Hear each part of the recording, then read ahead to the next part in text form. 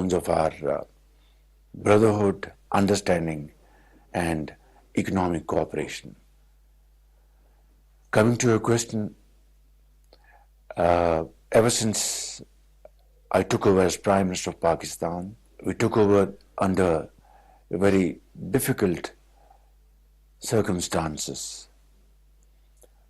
Pakistan in April 2022 was at the verge of default because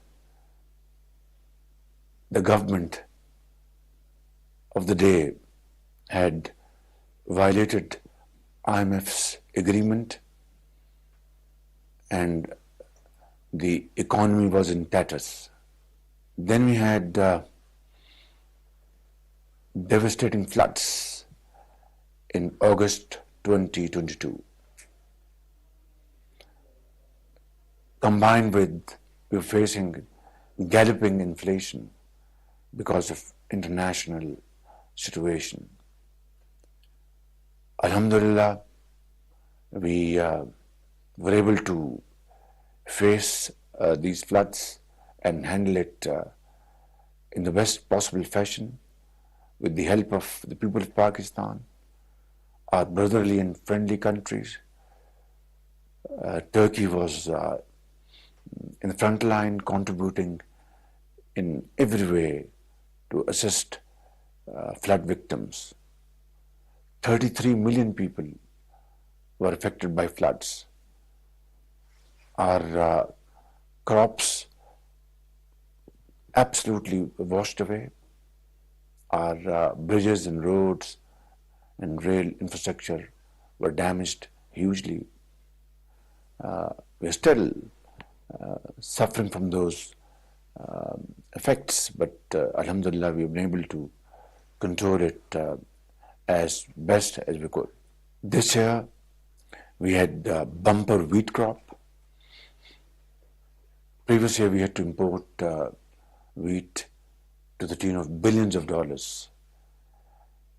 With the country facing foreign exchange difficulties, Alhamdulillah, this year, bumper wheat crop would save billions of dollars of Pakistan's scarce resources. We also expect a very good cotton crop this year, hopefully, and that would be great news for our economy because Pakistan is the hub of textile industry. We were able to take Pakistan out of FATF's grey list, and this was a great achievement of my government combined with the efforts of our military leadership. I think these are the areas I can say without any fear of contradiction that we have been able to achieve despite great challenges and difficulties. We are still very hopeful that IMF program will materialize. Our 9th review by IMF, we have met all terms and conditions, and hopefully we'll have some good news this month. So without going into more detail, what I'm saying is that this coalition government is striving hard despite these difficulties, but I hope, I have no doubt that we will overcome these challenges and we'll be on the road to recovery and progress. I want to go back to the IMF progress. Pakistan is waiting to hear from the IMF, but is there a plan B in case things don't work out as you plan? Well, as I said, that we are very hopeful that inshallah this program will be through because we have met all conditionalities. I repeat, each and every requirement of IMF as prior actions have been met. Even some of those actions are met after the board's approval. But this time, IMF required that those actions have to be met before the board approval. We have met them. We have accomplished all those steps, alhamdulillah. There's nothing now on our side to be done. I had a very good discussion with IMF's managing director the other day on telephone, and the telephonic discussion ended on a very positive note. So I have no doubts that now this program will sail through. But in case, God forbid, if there's any last minute surprise or hiccup, well, our nation is a very strong nation. Pakistani people are very brave people. They have seen hardships in the past. We will, inshallah, tighten our belts. We will stand on our feet. I have no doubts about it. Going to my next question, sir. So May 9 saw violent demonstrations after Imran Khan was arrested. Your government has gone after political workers and journalists to hold perpetrators accountable. What is the progress like at the moment? First of all, I think I'd like to put this matter in its correct perspective. Imran Khan was arrested on 9th May on no other charge except serious corruption charges of malpractice and wheeling, dealing and corruption. And the law had to deal with this.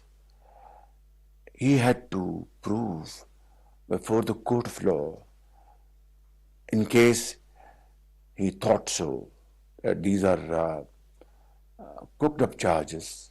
Through facts, he could have gotten a clean chit from the court of law.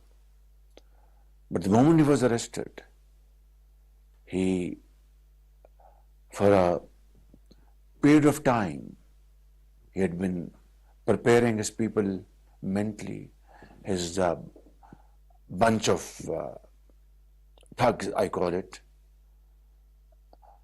to react violently in case he's arrested.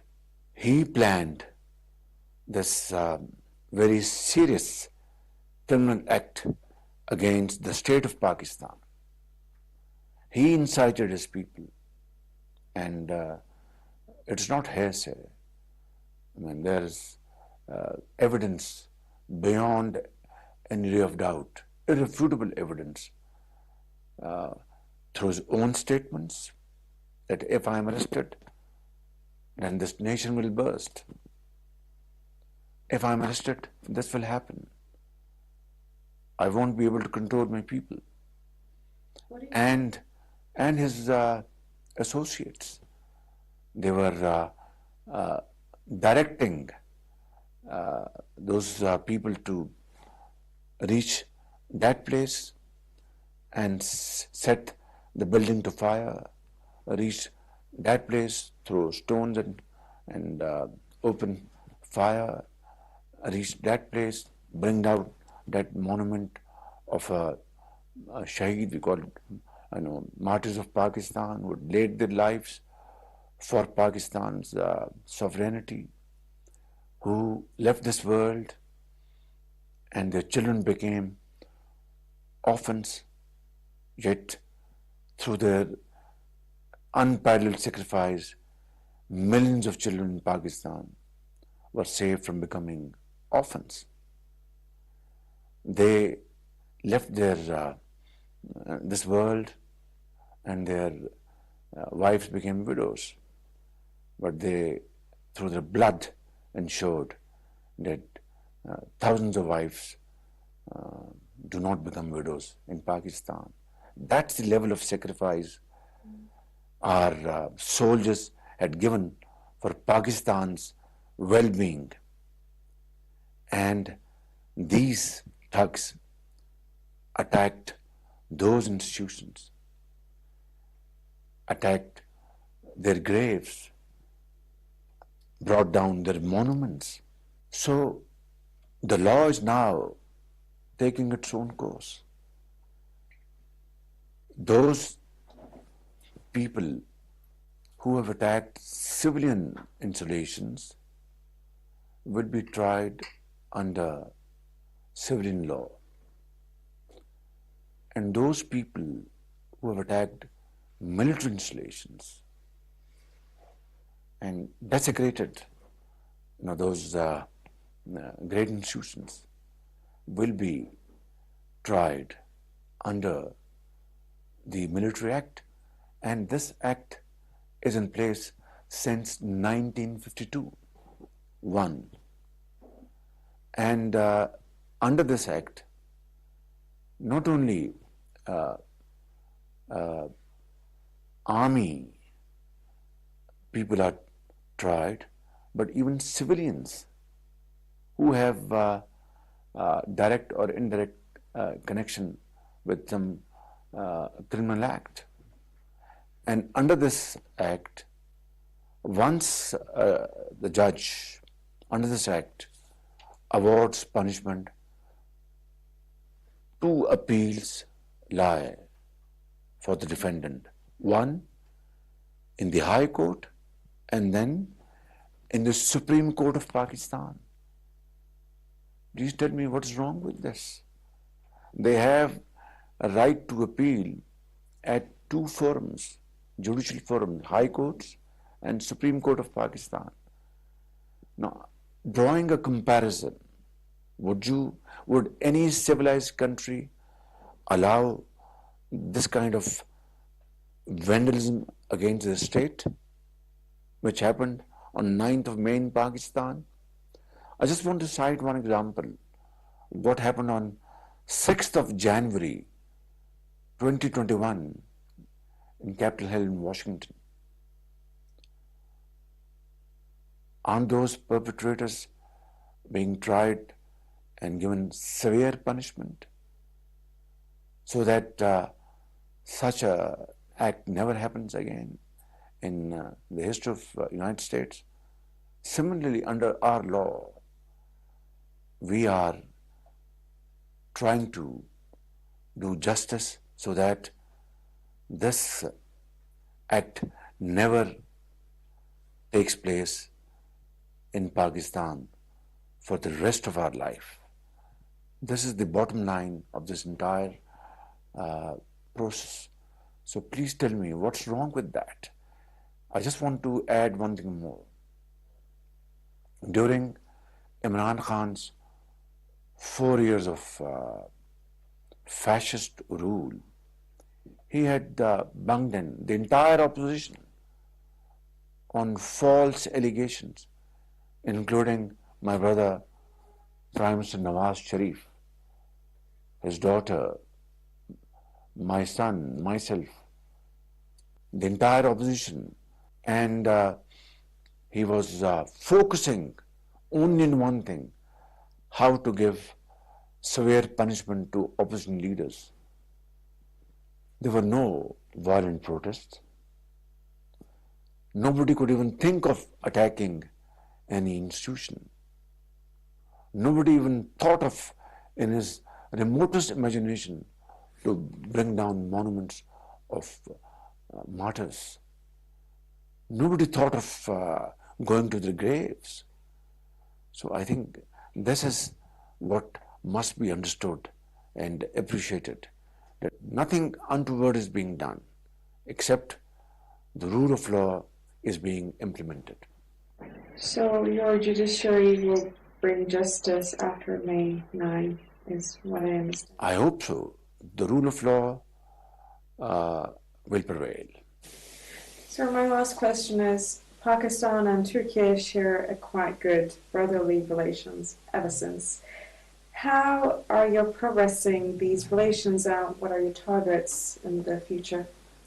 I'm very hopeful that with this fresh mandate given to President Tayyip Erdogan by people of Turkey is a great opportunity for me and the people of Pakistan to further enhance our relation with our brotherly people of Turkey. Believe me, I always maintain, and I mean it, that our two brotherly countries are like one soul and two hearts. They beat together, they pump together, they feel together. We speak different languages, but we understand what we're saying through our hearts. So I think it's a great opportunity, and I assure you that I'd like to look forward to work very closely with President Tayyip Erdogan to further enhance our economic relations. In solar energy, Pakistan plans to install 10,000 megawatts of solar energy, hydropower projects, and Turkey has great potential, expertise, engineering, and experts.